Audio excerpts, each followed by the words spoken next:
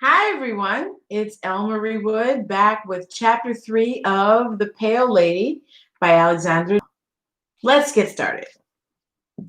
Chapter 3 The Two Brothers. Henceforward, I was established at Castle of Bronkhoven, and from that moment began the drama I am about to relate. The two brothers both fell in love with me, each in his own peculiar way.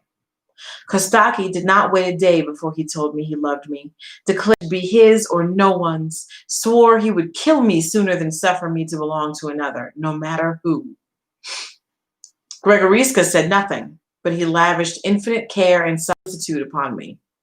All the resources of a brilliant education, all the recollections of a youth passed at the most famous courts of Europe, were laid under contribution to please me.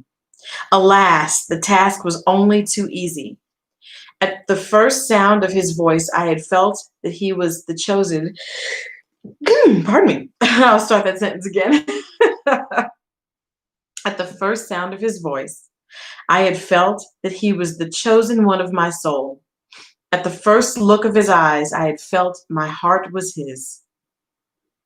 At the end of 3 months, Kastaki had repeated 100 times over that he loved me. I detested him. At the end of the same period, Gregoriska had never spoken one word of love, and I knew that ask me when he might, I should be his heart and soul. Kastaki had given his out-of-door life altogether. He never left the castle now, having for the time being abdicated his authority in favor of a sort of lieutenant who came to him from time to time for orders and disappeared to execute them. Samarande likewise manifested a passionate affection for me, the intensity of which terrified me. She openly championed Kastaki and seemed to be more jealous of me than he was himself.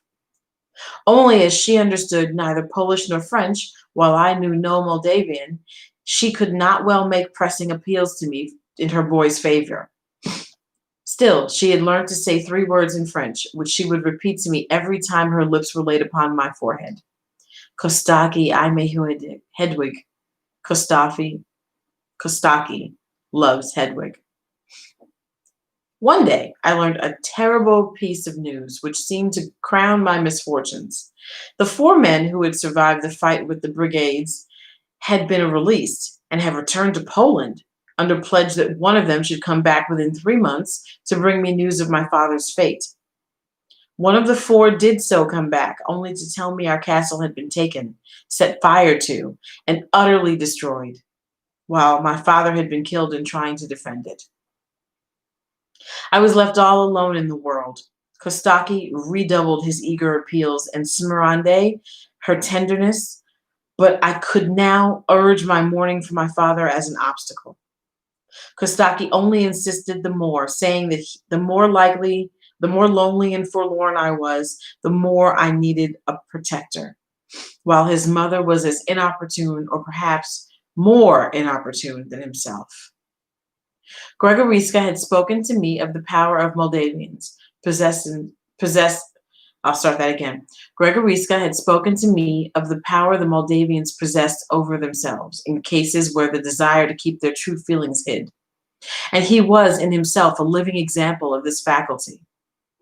It was impossible to be more certain of the love of a man than I was of his, yet, if I had been asked what proof I had to allege for my certainty, I could have given none.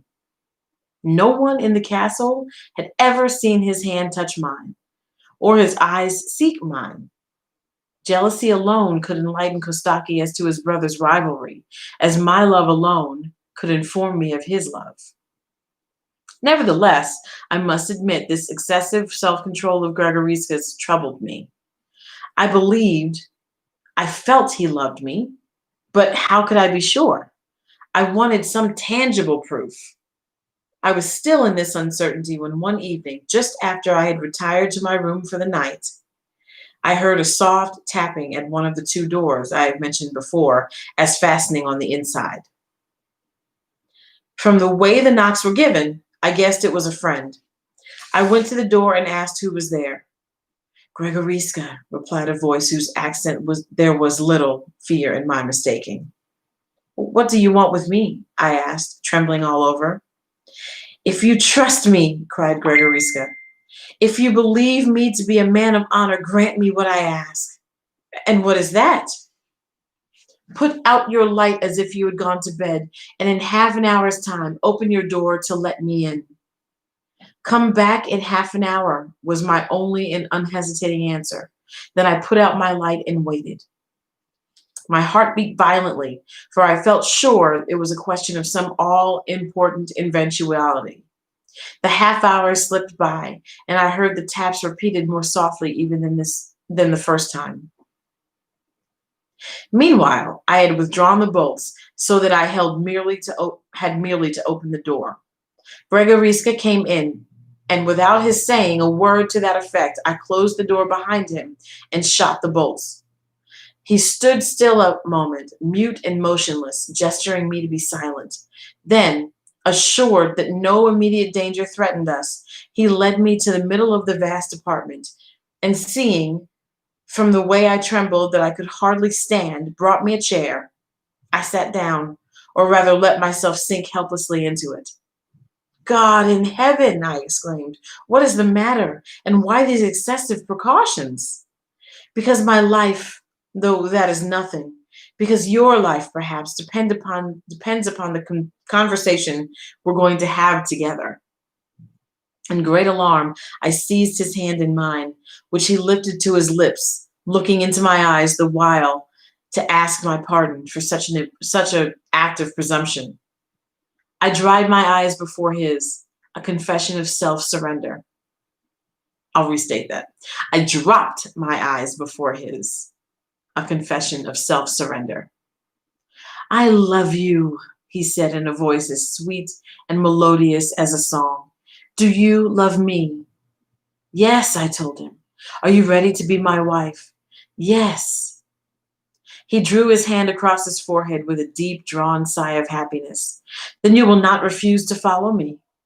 I will follow you anywhere and everywhere. You understand, of course, he went on, that we can only win happiness by flight. Oh, yes, I cried. Let us fly. Let us fly. Hush, he said, shuddering. Hush. You are right. And I went to him trembling. This is what I have done, he said. This is why I have been so long without confessing my love to you. It was because I desired once secure of your affection, that nothing might have power to hinder our union. I am rich, Hedwig, enormously rich, but after the fashion of the Moldavian nobles, rich in lands and flocks and herds and serfs. Well, I have sold to the monastery of Hango 1,000,000 francs worth of land, cattle and villages. They have given me 300,000 francs for the purchase money in precious stones, 100,000 francs in gold, the rest in letters of credit upon Vienna. Will 1,000,000 be enough for you? I pressed his hand. Your love would have been enough alone, Gregoriska. Be sure of that. Well, now listen. Tomorrow, I am going to the monastery of Hango to make my final arrangements with the superior. He has horses ready for me. These horses will await us at 9 o'clock in hiding, 100 paces from the castle. After supper, you are to go up to your room, the same as today. The same as today, you are to put out your light, and the same as today, you are to open the door, and I will come in. But tomorrow, instead of my going out alone, you are to follow me. We will gain the gate opening on the country. We will find our horses. We will spring on their backs, and by the next day's dawn, we shall be 30 leagues away. Ah, why is it not next day's dawn already? Hedwig, my darling. And Gregoriska pressed me to his heart. Our lips met in a long kiss. He had well said when I opened my chamber door to him he was a man of honor, was well aware that without possessing my body, he possessed my heart. The night passed without my having closed an eye. I pictured myself borne away in his arms, and I had been by Kastaki. Only now, The ride, which had been so fearful, so appalling, so grim, was a sweet, soft, entrancing motion, the very rapidity of which had added a voluptuous charm, for the speed has a charm and pleasure of its own. Daylight came at last, and I left my room. I seemed to detect something even more morose than usual in the greeting Kostaki vouchsafed me on my appearance.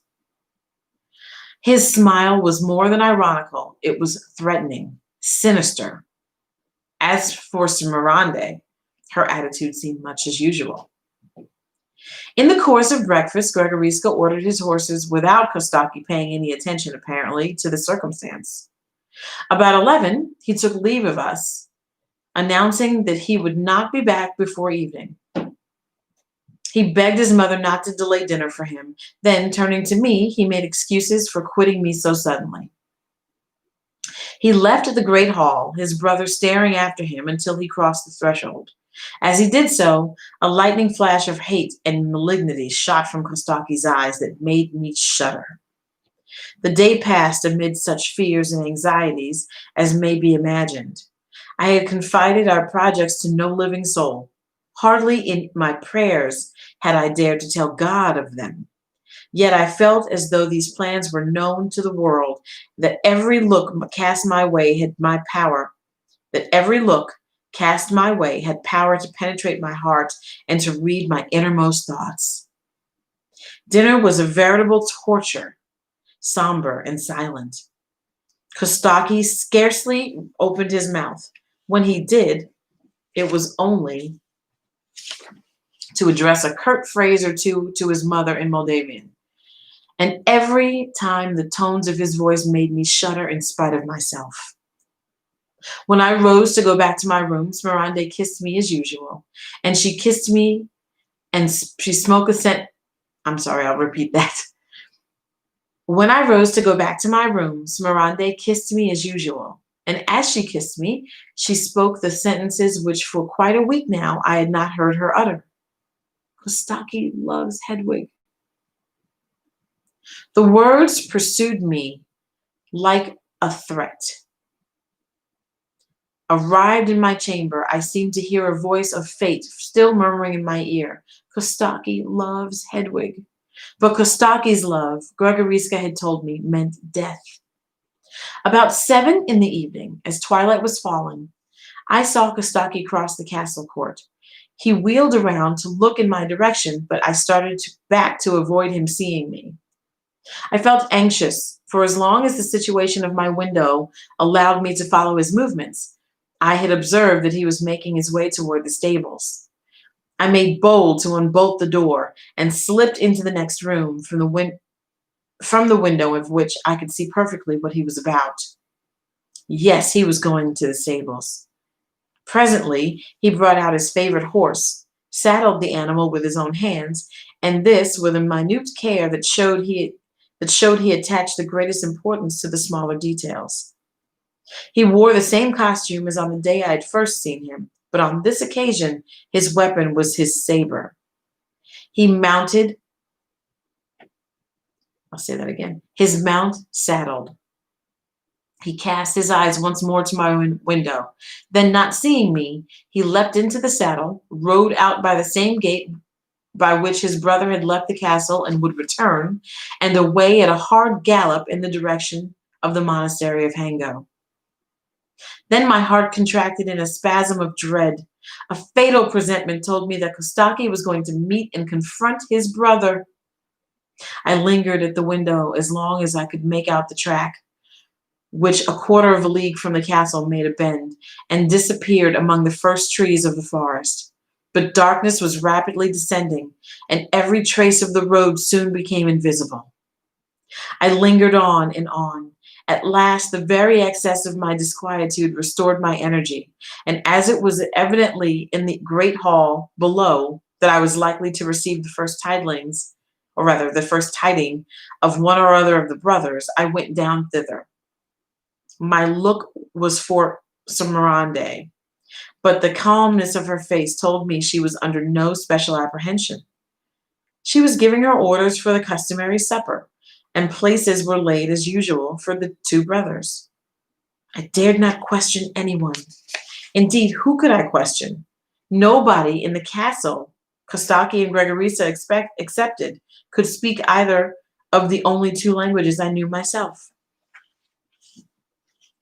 The slightest sound set me to trembling. 9 o'clock was the ordinary hour for the meal. I had come down at 8:30. I watched anxiously the minute hand, the movement of which was almost visible on the huge face of the castle's clock. Soon the quarter sounded, sad and solemn. Then the hand went on its silent way again. Once more, I watched the minutes marked off, slowly but surely. A few minutes before 9, I thought I heard a horse gallop in the courtyard. Samarande heard it too, and turned her head towards the window, but the night was too dark for her to see anything. If she had but cast one glance at me, how easily she would have guessed what was pressing in my heart. We heard only but one horse. Indeed, what else was to be expected? My heart told me only one horseman will return. But who? Which? Steps sounded in the antechamber, slow, heavy steps that seemed to oppress my soul. The door opened. I saw a shadow outlined in the gloom. The shadow halted on the threshold. My heart trembled in suspense. The shadow came forward, and as it entered further and further into the lighted rooms, I breathed again. Another second of such tension, and my heart would have stopped beating. Gregoriska stood before me, but pale as a dead man. To look at him was to see that something dreadful had happened. "Is it you, my Kastaki?" asked Samarande. "No, mother," answered Gregoriska in a hoarse, toneless voice. "Ah, it is you, is it?" she said now. "And how long do you expect your mother to wait for you?" "Why, mother," protested Gregoriska, glancing at the timepiece, "it is only 9 o'clock." And indeed, that moment the hour struck. "Very true," said Samarande. "Where is your brother?" In spite of myself, I could not help thinking it was the same question God had asked of Cain. Gregoriska said nothing. "Has no one seen Kastaki?" questioned Samarande. The Vader, Majordomo, after making inquiries of those around him, answered, "About 7, the Count went to the stable, saddled his horse himself, and set out on the road to Hango." At that moment, my eyes met Gregoriska's. I cannot tell if it was reality or hallucination, but I seemed to see a drop of blood in the middle of his forehead. I put my finger slowly to my own brow, indicating the spot where I thought I saw the stain. Gregoriska understood me. He took out his handkerchief and wiped his face. "Yes, yes," muttered Samarande. "He must have fallen in with a bear or a wolf and gone after it for his diversion. Is that a reason for a son to keep his mother waiting? Where did you leave him, Gregoriska? Tell me that." "Mother," replied Gregoriska in a startled but firm voice, "my brother and I did not set out together." "Well and good," ended Samarande. "Bring in supper. Take your places at the table and shut the gates.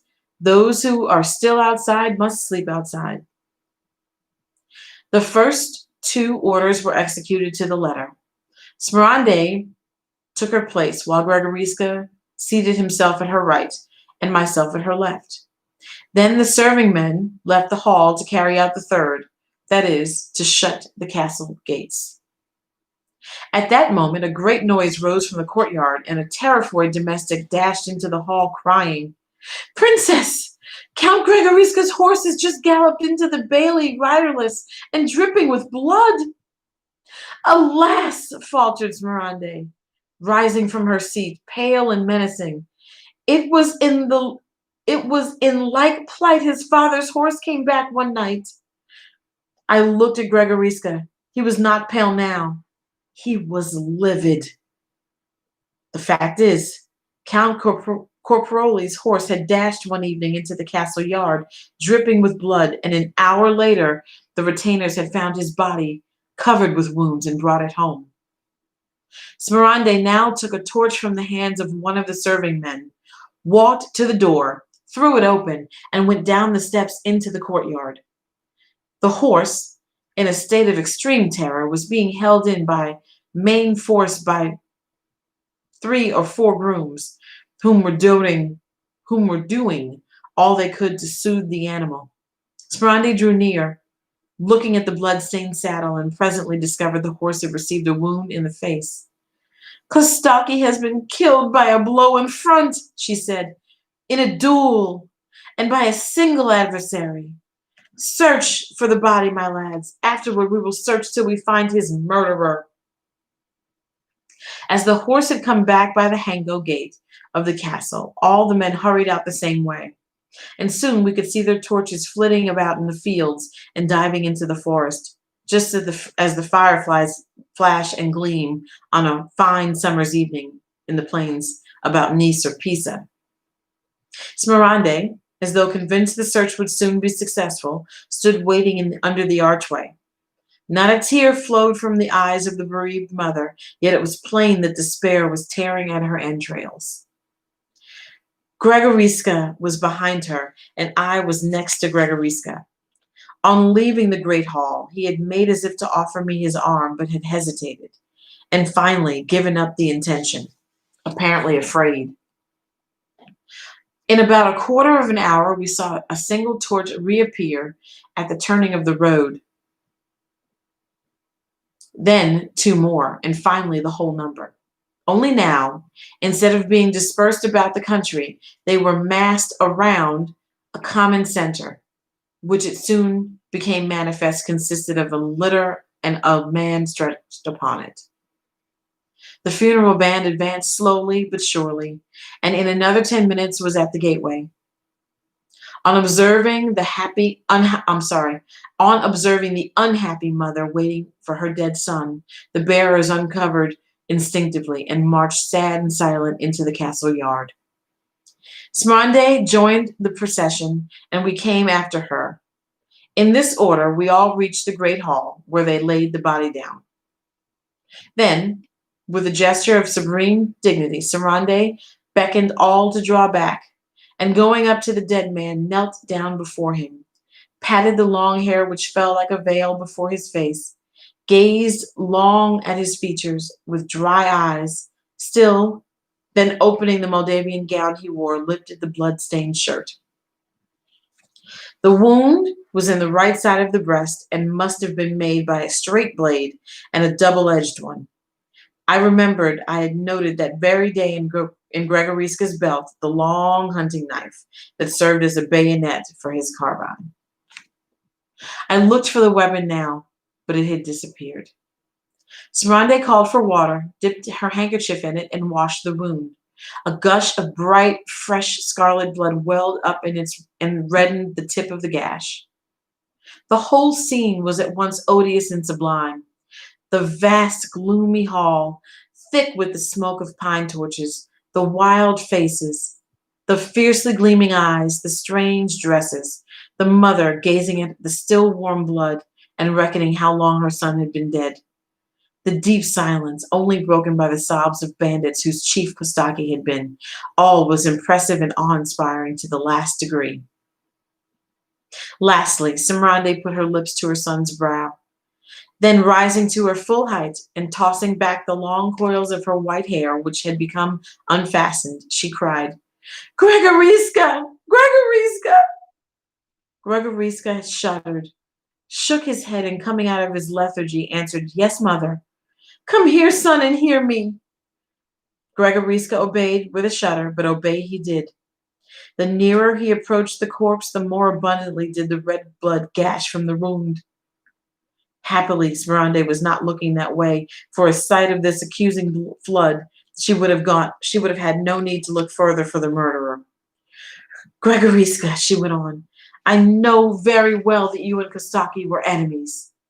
I know quite well that you were I'll say this again. I know quite well that you were Wavedi by your father, and he a corporally by his, but through your mother you are both of you Brankovans. I know you are a man of the western cities, he a child of the eastern hills, but still, by virtue of the womb that bore you both, you are brothers. Well, Gregoriska, I would know this if you mean to lay your brother to rest beside his father without the oath of vengeance having been pronounced. If I may weep my dead in peace and confidence as a woman should, putting my trust in you to punish as a man's part is, tell me the name of my brother's murderer, madame, and command me. I swear that ere an hour is past, if you so order, he shall have ceased to live. Nay, swear, Gregoriska, swear, under penalty of my curse. Do you hear me, son? Swear the murderer shall die, that you will not leave one stone upon another of his house, that his mother, children, brothers, and wife, or his betrothed shall perish by your hand. Swear, invoking the anger of heaven upon your head, if you fail to keep the sacred obligation. If you break this oath, be prepared for wretchedness, the execration of your friends, your mother's malediction. Gregoriska laid his hands upon the corpse. I swear the murderer shall die, he said. On this strange oath, of which I and the dead man alone perhaps could grasp the true sense, I saw, or thought I saw, an appalling prodigy follow. The dead man's eyes opened and fixed themselves on mine with a keener look than I had ever seen in them. And as though the double ray they shot had been a material thing, I felt a red-hot iron pierce my very heart. It was more than my strength could bear, and I swooned away. All right, that is the end of chapter 3. I hope you're enjoying this reading of The Pale Lady by Alexandra Dumas. Let's get together soon and read chapter 4.